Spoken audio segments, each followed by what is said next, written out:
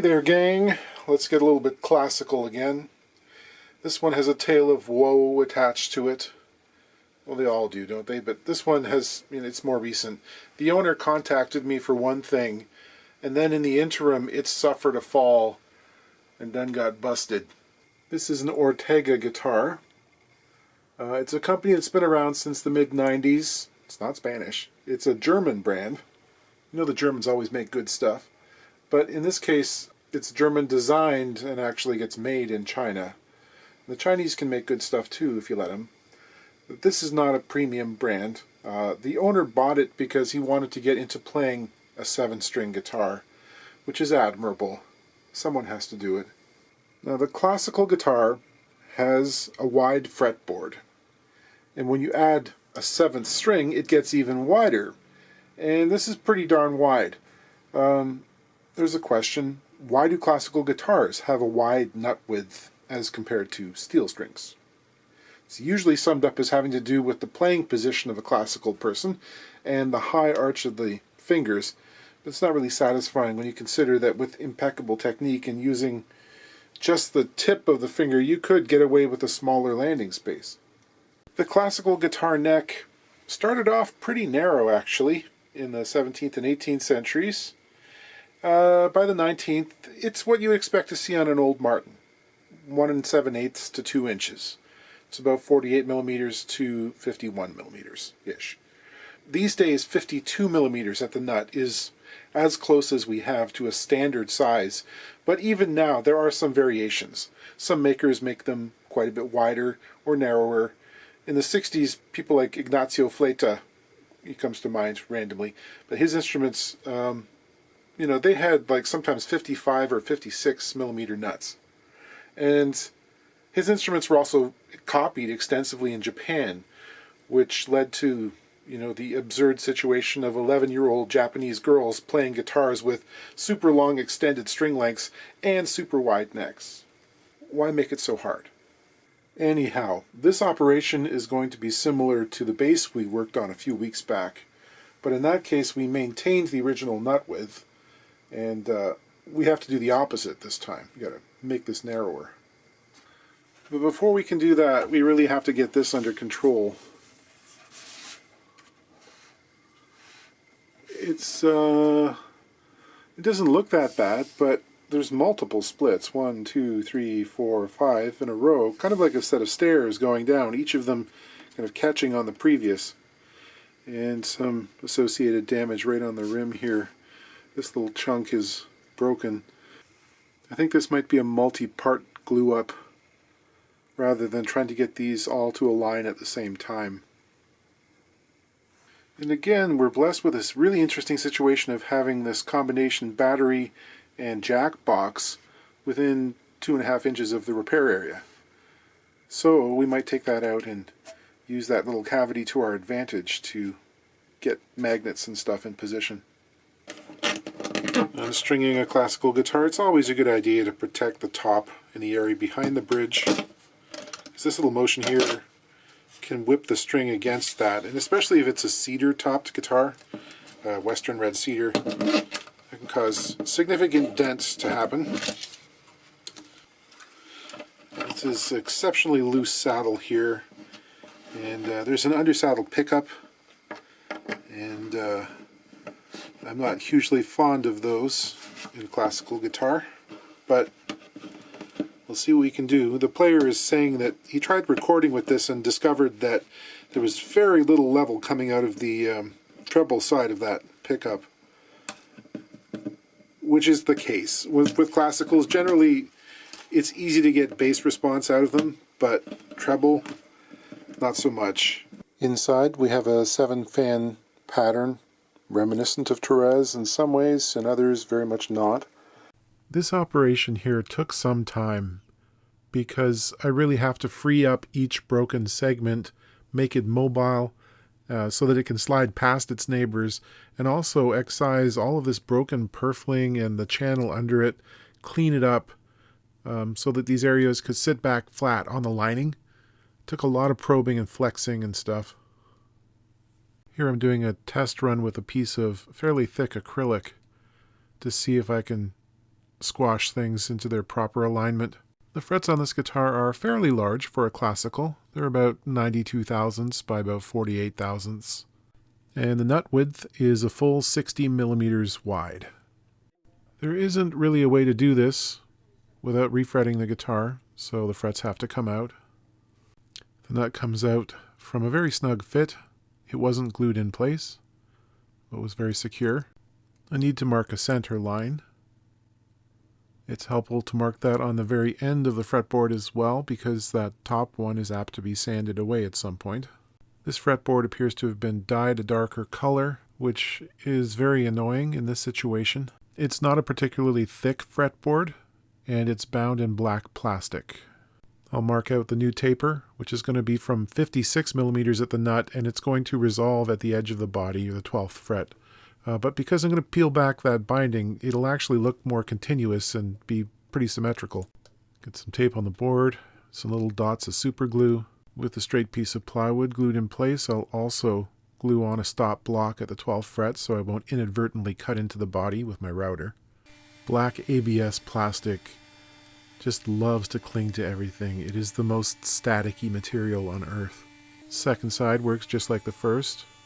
This is actually a fairly significant amount of material that we're removing, 2 millimeters on either side. It's going to leave a fairly significant flat area on the shoulder of the neck, and we'll have to deal with that.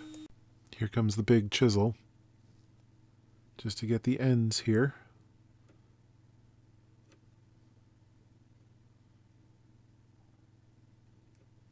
And like I said, when we peel back this black plastic here, the discrepancy is really only 0.5 millimeter or so by the time we reach the end of the board. So I'm going to peel this off. This is welded really well to the sides of the fretboard here. It took me, quite a lot of prying to get it loose.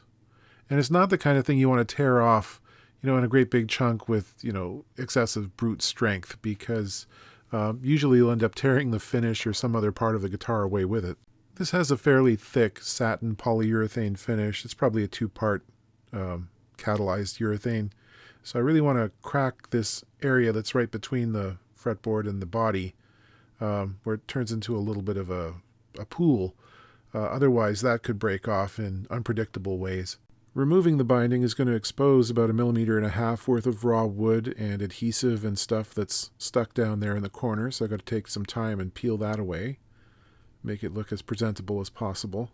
And before I go any further, I'll make sure to seal those raw surfaces with some shellac, because sanding dust would just love to fall in there, get trapped in the spruce pores, and, become visible forevermore.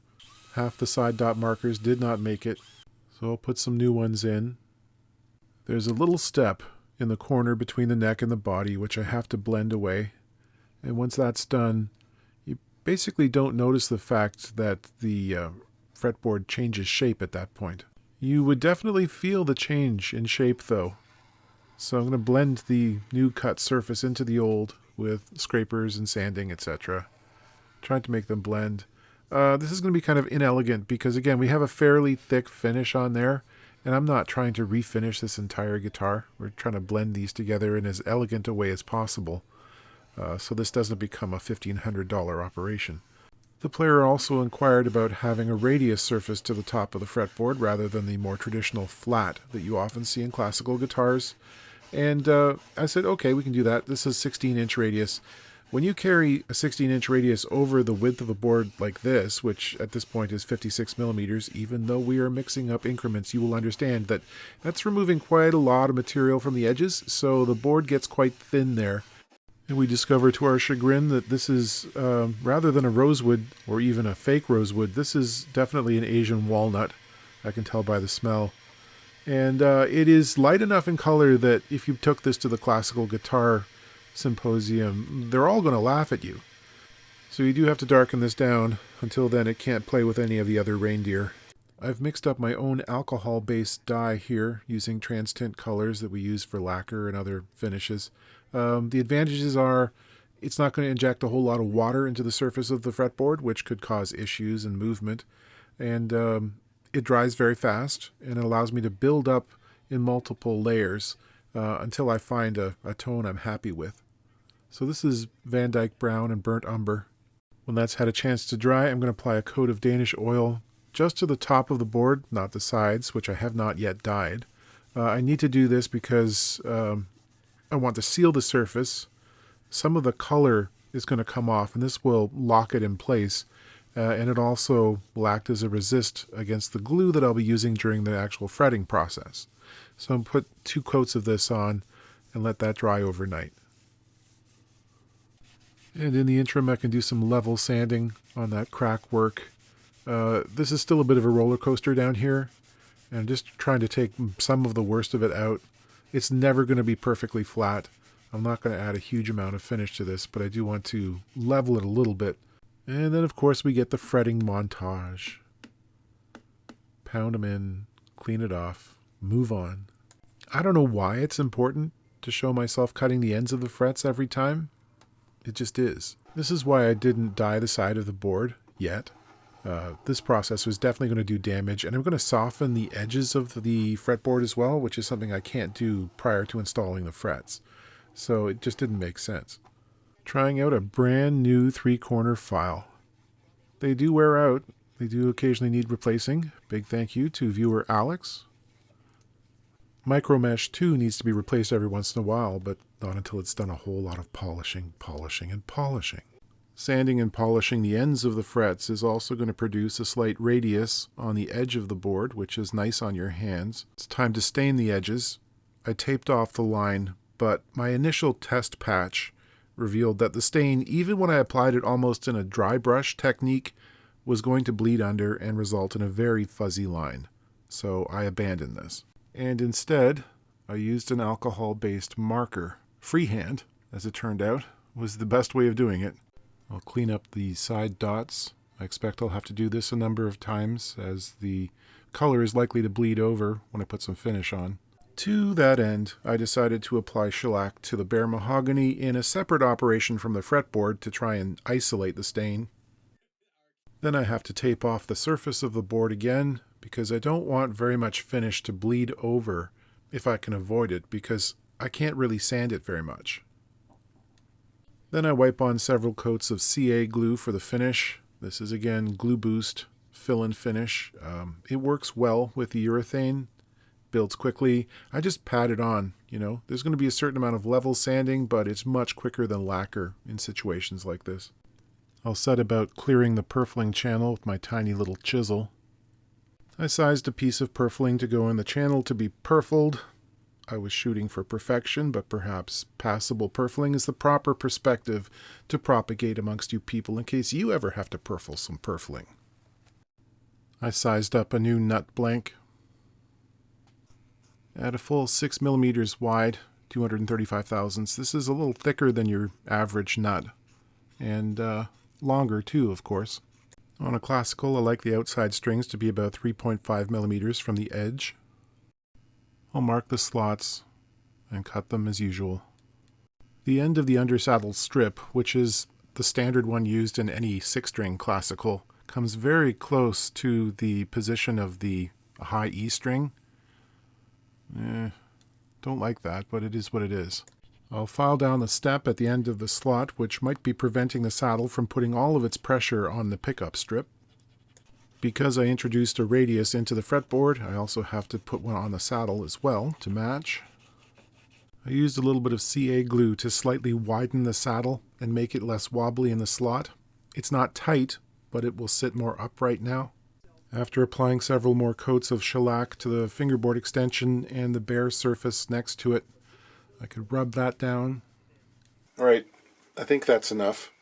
I've got a 7-string set of D'Addarios on there, and I've set it up with a jazz nylon action, which is a bit lower than your usual classical. It's about 3 millimeters on the low B, 2.2 on the high E, which is like 8/64ths, 5.5. And gosh, that was too much work. It was the dyed fretboard that really threw the wrench in. Too much messing around, trying to get the color on but not bleed into places I didn't want it. And sanding anything became very difficult. If I had to do it again, I'd probably just get rid of the original board, make a new one. But you know, that might be too much work too. It would probably price it out of the range of the sensible. And yeah, to reiterate, I don't think under-saddle pickups have any business in a classical that you intend to play unamplified. That might mean I'm a purist, but I just think it's too big a concession. Anyhow, let us play this thing.